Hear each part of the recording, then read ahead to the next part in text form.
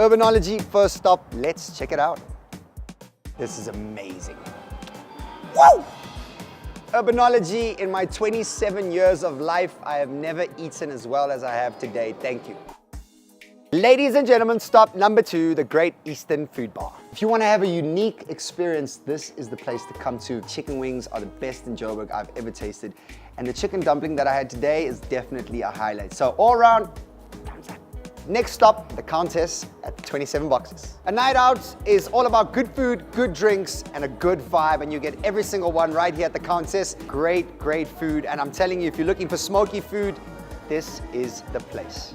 All right, so the hunt is tapas, and you get tapas in the Spanish world, and then you get meze in the Greek world. And for that, we are trying out Mezopoli in Melrose Arch.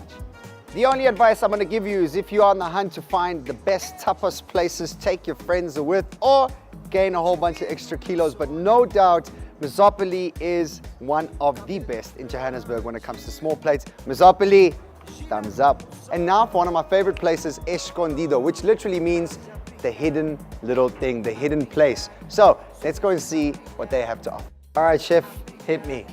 All right, hat on, let's eat. I love this place. I'm here all the time.